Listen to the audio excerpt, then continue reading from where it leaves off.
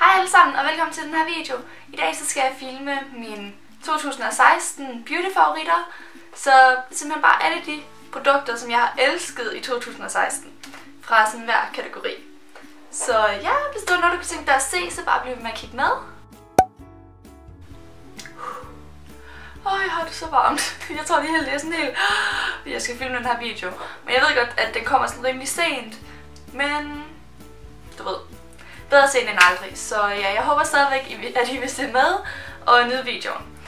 Jeg vil lige starte med at sige, at nogle af de ting, som jeg nævnte, eller nogle af de ting, som jeg havde med i min haul, som jeg filmede for en uge siden eller sådan noget, dem kommer jeg også til at nævne i den her, fordi nogle af de ting, som jeg nævnte i haulen, dem har jeg haft rigtig længe, så jeg har ligesom brugt dem mange gange og fundet ud af, at det er nogle mega gode produkter. Så jeg ved godt, det kan virke mærkeligt, at jeg nævner dem i den her video, men det er ikke fordi, jeg kun har haft dem i en uge.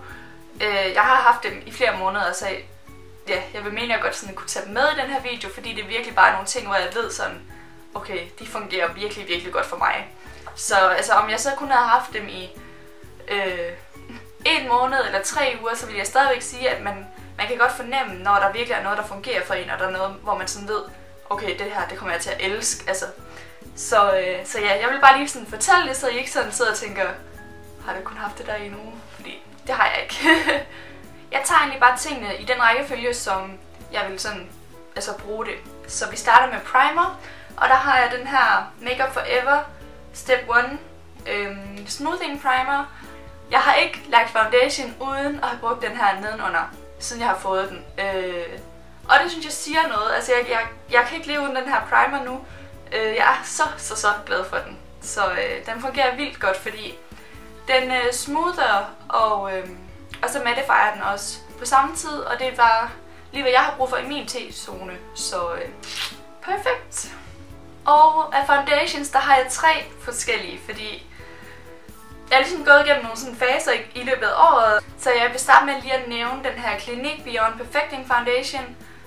Og det kommer da ikke sådan noget chok for jer, fordi jeg har også nævnt den her i mine sådan Holy Grail produkter. Jeg kan ikke lige huske, hvad den hedder. Men at det her, det var bare min foundation, og jeg var så glad for den. Og det har jeg også været i hele året. Jeg elsker den her foundation. Men jeg har bare sådan de sidste stykke tid sådan følt, at den virkelig sådan er begyndt at bare kick op på mig, så jeg har ikke sådan rigtig brugt den sådan de sidste par måneder egentlig. Men jeg tænkte, at jeg stadigvæk ville nævne den, fordi at jeg har simpelthen brugt den hele den første del af året. Den anden foundation, det er den her Milani Conceal and Perfect. Og den her, den er bare full coverage. Den er virkelig, virkelig nice, hvis det er det, man lige søger. Og så koster den sådan 100 kroner. Men den er virkelig, virkelig god, og jeg synes sådan, at den giver sådan meget naturligt, altså ikke i forhold til dækkeevne, men sådan finishet, det er meget sådan, det er satin finish. Den er ikke sådan for mat, den er ikke for dewy, den er bare så meget, you know. Synes jeg også bare, at den er vildt nice, og jeg har brugt den rigtig meget. Den tredje foundation, jeg vil nævne, det er simpelthen bare min lille baby. Det er min Giorgio Armani Luminous Silk Foundation, og ja, jeg elsker den her foundation så meget. Og det føler jeg ligesom bare alle gør, og det er der også bare en grund til, for den er virkelig, virkelig fantastisk. Den giver så flot et finish, at den ser så dejlig ud på huden. Jeg føler egentlig, at jeg burde have nævnt den her i min sådan Holy Grail produkter. Hvad fanden er det nu, den hedder? Men der havde jeg ikke den her foundation, fordi jeg fik den stjålet, da jeg havde indbrud. Jeg føler, hvad jeg siger i hver video, men sådan er det bare. Og så har jeg først fået den købt igen her for 3 måneder siden, tror jeg. Men den er så fantastisk, og jeg kommer aldrig til at leve uden den her foundation, det ved jeg bare. Concealer, der har jeg en concealer at nævne, og det er simpelthen min Urban Decay Naked Skin Complete Coverage Weightless Concealer, et eller andet. Den er så god, og ja, alle elsker også den her concealer, og det er der igen en grund til. Den er rigtig let på huden, den er så nem at blende ud, og så dækker den rigtig godt. Og det er simpelthen bare alt, hvad man ligesom søger i en concealer, tænker jeg. Så helt sikkert, det er den eneste, jeg har brugt, stort set. Så, yes. Til puder, der har jeg selvfølgelig brugt min MAC Mineralized Skin Finish i Natural, tror jeg, altså sådan at den hedder, men jeg har den i farven Medium Golden. Og ja, den er simpelthen, i og med det er en mineralized, så er den simpelthen så let, den er så Jamen den er så let på huden, at den bliver sådan helt silky, og man kommer ikke til at se sådan powdery cakey ud, når man har den på. Så det er virkelig bare en rigtig god puder, og helt sikkert en god sådan everyday puder. Men udover den, så har jeg også her på det sidste begyndt at bruge den her RCMA No Color Powder. Og den er så god til at sætte ens under eyes, fordi den gør det bare så smooth, så silky under øjnene. Og det er bare så lækkert, og ja, så holder det bare for evigt, når man sådan sætter sin concealer på den måde. Ja, og siden jeg har fået den, så har jeg faktisk ikke brugt andet, så amazing! Til bronzer. Så tror jeg overhovedet ikke, at det kommer sådan en overraskelse over, hvilken bronzer jeg nævner, for det er selvfølgelig min Makeup Forever Pro Bronze Fusion. Så ja, som I kan se, så har jeg virkelig elsket den her ufattelig meget, og det er så fedt at finde sådan nogle produkter, hvor man bare tænker, jamen, det er også for evigt. Og sådan har jeg det virkelig med den her. Og det der gør, at den er så fantastisk, er, at den har sådan en shine i sig, sådan når man putter den på huden, så det er ikke fordi, at den har glimmer, eller den ser glowy ud, men den ser bare, du ved, den smelter sådan ind med din hud, så den bare ser så naturlig ud. Selvfølgelig alt efter, hvor meget du putter på, og det er fantastisk. Til blush, der har jeg en, jeg nævner, og det er simpelthen min Margin fra MAC. Den er så fantastisk. Altså, det er sådan min blush, som jeg også sagde om Warm Soul, men de minder også meget om hinanden. Man kan bruge den til alting hver dag, og til alle hudtoner, så helt sikkert. Hvis ikke du har Margin, så prøv den. Den er så god. I highlighter-kategorien, der har jeg 2 forskellige, som jeg vil nævne over for jer, og ja, det er selvfølgelig de 2, jeg har været allermest glad for. Og den første, det er Champagne Pop fra Becca. Jeg kan ikke engang huske, om det var i 2016, den kom ud, eller om det var 15. Men ja, jeg har i hvert fald elsket den i hele 2016 også. Og det tror jeg også, man kan se, at den er sgu loved. Så ja. Men ja, jeg ved ikke engang, hvad jeg skal sige. Den er så super flot på huden, og giver bare en rigtig fin glow. Den anden, jeg vil nævne, det er Opal fra Becca også. Den giver sådan lidt mere kold glød, som jeg faktisk også rigtig tit synes jeg er mega fedt. Så den har jeg også bare været sygt glad for. Og hvis I lige vil se dem sådan ved siden af hinanden, kan jeg lige gøre det her for jer. Så I kan se, at Champagne Pop, den er mere sådan golden, og Opal, den er mere sådan kold. Så love these two. Så hvis vi går til øjnene, så har jeg en øjenprimer, som jeg vil nævne. Og det er den her MAC Prep & Prime 24 Hour Extended Eye Base. Og den har ikke sådan noget farve i sig, så den dækker ikke noget, hvilket godt kan være lidt irriterende. Men jeg har det sådan, jeg putter alligevel altid concealer på mit øjenlåg, så det går nok. Men den er så god. Altså jeg lægger aldrig øjenskygge uden den her. Så vil jeg hellere lade være, fordi jeg ved, det kommer ikke til at ligge så godt. Og det holder ikke for evigt. Men det gør det med den her, så jeg er så glad for den her, og den fungerer super godt. Af øjenskygger, der har jeg egentlig kun én ting, jeg vil nævne, og det er den palette, jeg selv har samlet af Makeup Geek og MAC øjenskygger. Primært Makeup Geek. Jeg har simpelthen, altså det er altid, hvis jeg bare lige skal lave et eller andet hurtigt, så er det altid den her palette, som jeg har gået efter. Også bare fordi farverne, det er jo nogle, jeg selv har valgt, så jeg ved jo, det er nogen, som jeg godt kan lide, og nogen, som jeg kommer til at bruge. Så mega gode øjenskygger. Jeg kan helt sikkert anbefale dem. Jeg har også en Makeup Geek kollektion, hvis I vil se den. Jeg skal nok linke den nedenunder, så I kan se alle farverne swatchet og ja, så videre, hvis I også selv vil ud og købe nogen. Så ja, jeg har samlet alle mine læbeprodukter her i, fordi jeg har sådan rimelig mange. Men det er sådan primært fra brands, hvor jeg bare har sådan nogle flere forskellige farver.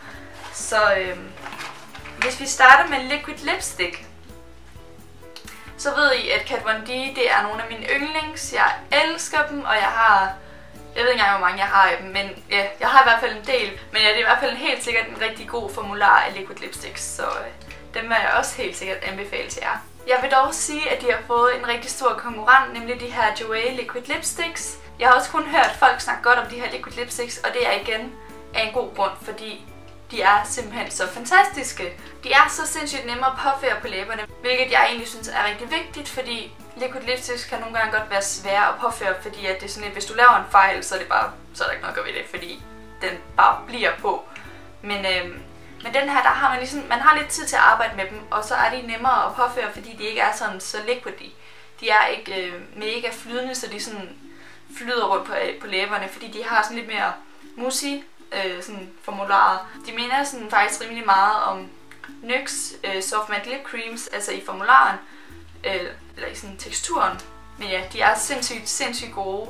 De holder for evigt på læberne, og jeg synes heller ikke, i forhold til en liquid lipstick, så er de ikke særlig tørre.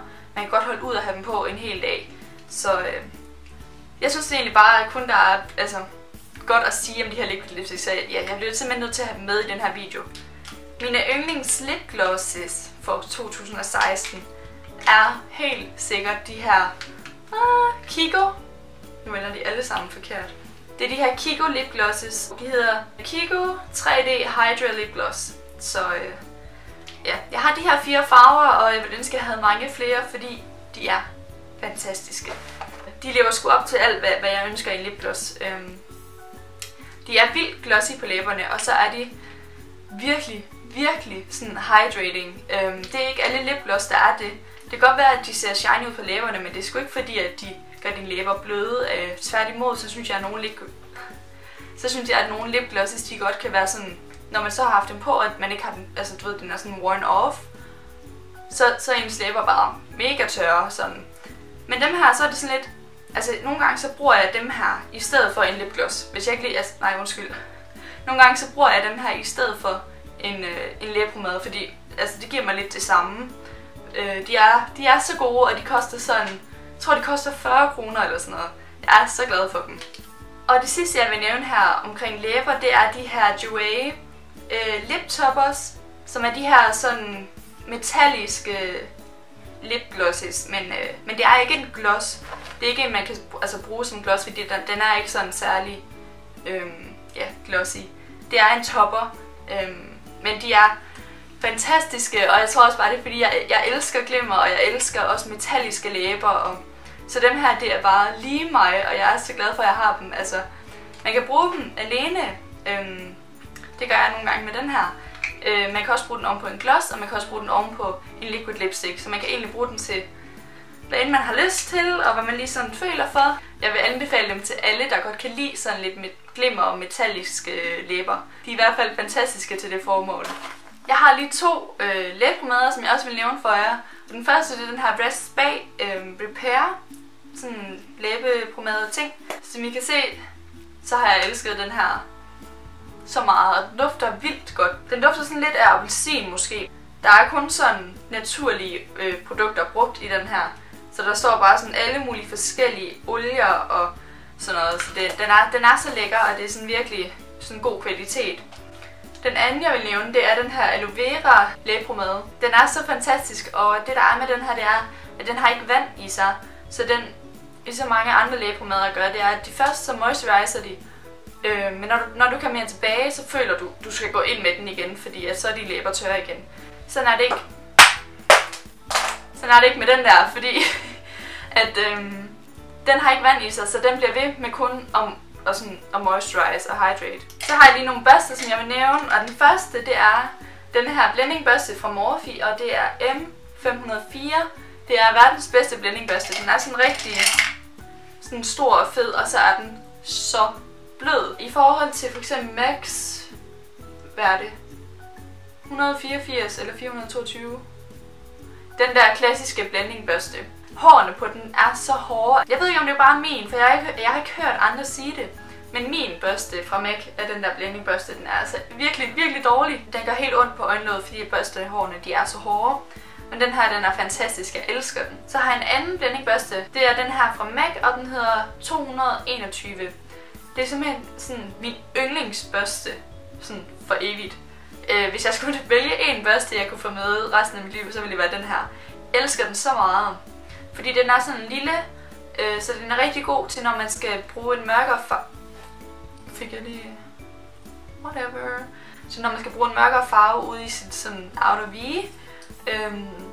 Og så er den bare rigtig god til at blende ud. Og det der er med den, det er, at den holder den her form, når du har vasket den flere gange og sådan noget. Den her, den er fantastisk. Så har jeg den her børste, som er fra Sigma, og den hedder E60. Den her sådan flade, store flade børste. Jeg bruger altid den her børste til at sætte mit øjenlåg med.